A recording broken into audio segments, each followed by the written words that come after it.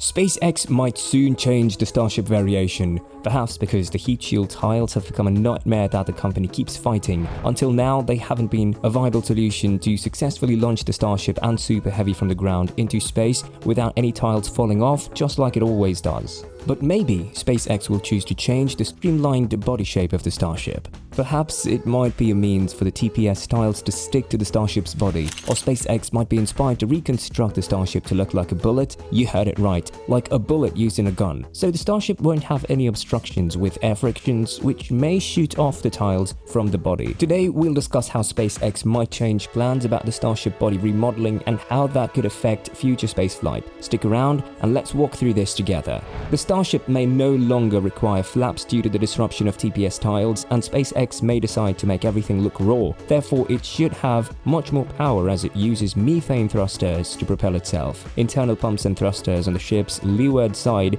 can counteract roll and pitch. There may also be several variations of Starships, like Earth, Moon, and Mars landing variants, freight, tanker and passenger versions, deep space, scientific space station, space manufacturing, space home, and space agriculture versions. These various versions may call for distinct body modeling. The cargo version of the Starship will make up most Starships. The simplest ships, such as freight crafts as opposed to commercial planes, can transport fuel, cargo, and parts. It might still be cost-effective to make some as basic as possible while allowing the freight or cargo Starships to handle much heavier loads at the expense of reusability.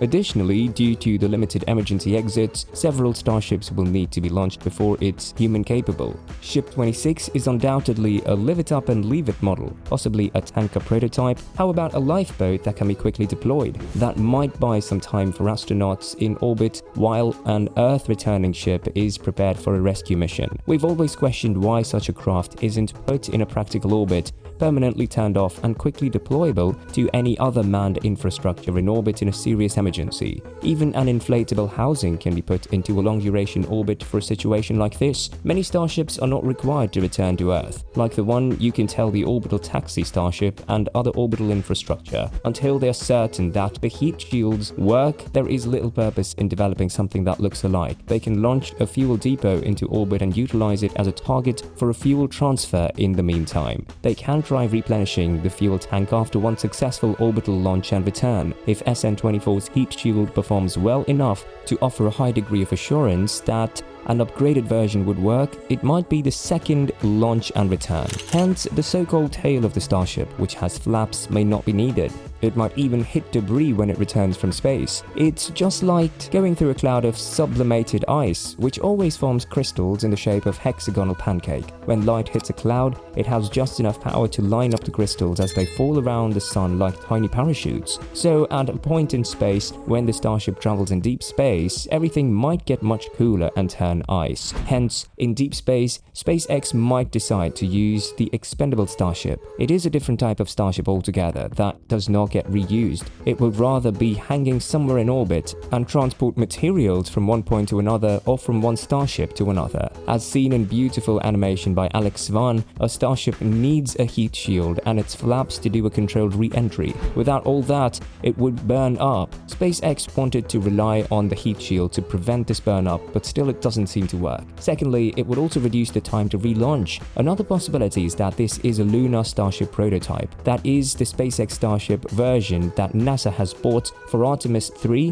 which is scheduled to launch in 2025. So only 3 years left. It wouldn't be too early to build a test Starship that won't require flaps or a heat shield, because the lunar Starship model isn't meant to return to Earth once launched. Instead, it will remain in orbit, acting as a taxi or a freight mover between the lunar orbit and the lunar surface. The disadvantage is that the Starship can't be used more than once, and SpaceX wants to reuse that Starship immediately is drop the passengers on previous trips. The aim of removing the heat shield and flaps would free up a lot of weight and make it possible to carry more cargo. To be honest, those heat shield tiles have been nothing but trouble. It may cause NASA to lose trust in SpaceX, as the $2.9 billion investment may have been funded in a delay program or SpaceX may prove us wrong and modify the design such that the upper stage will no longer return to Earth so that it won't face any re-entry heat.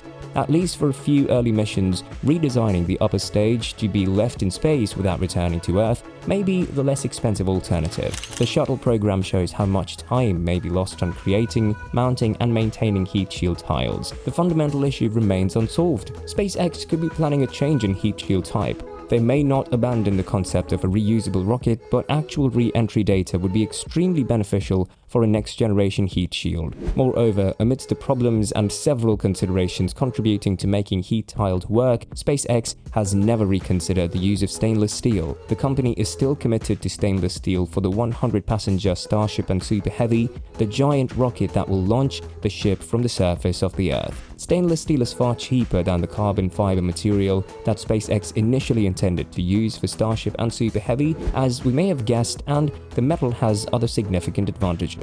For example, Musk claims that stainless steel handles heat far better than carbon composites, and this is critical for the reusable Starship and Super Heavy, both of which will make numerous high-energy journeys up and down Earth's atmosphere. SpaceX limits itself by not creating additional trunks for the Dragon to compensate for the early Starship deployment. It is secure and its capabilities can be increased, or a shell similar to Starship that stores 6 Falcon 9 second stages, modularly creating a Falcon 9-sized spacecraft with insane Delta 5. SpaceX thrives to invent a Starship so it could not only enable human spaceflight to the Moon and Mars, but also be used to deploy many satellites and transport massive amounts of cargo into space. It's weird that a company like SpaceX is constructing a space vehicle with so many variations possible and potential tasks in mind, like point-to-point travel on Earth, moon lander, orbit refueling, and Mars landing. Each one requires a unique design and a set of features. If SpaceX succeeds, this will be the most adaptable space vehicle platform ever created. Elon Musk's company has one deep space rocket, the Falcon Heavy, that might be used for a lunar trip. It is now working on the first demonstration of Starship, a large rocket that NASA hopes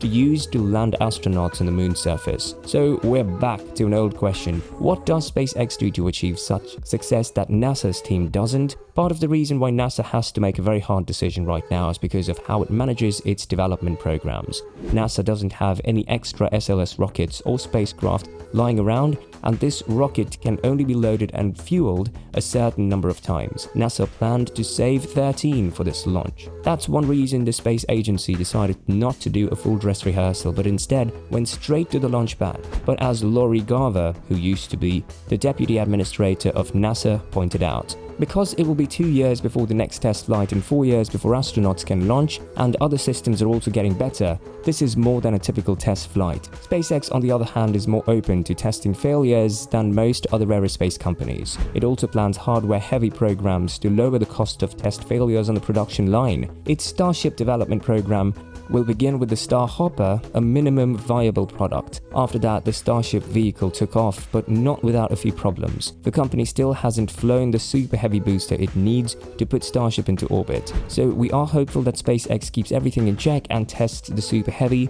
making it successful before stacking the upper stage to reduce damages. In the future, will SpaceX consider changing the Starship's modeling? All this could happen sooner than we think. Did you know that Elon Musk officially announced the SpaceX first orbital Starship launch? Just click on the video to know more.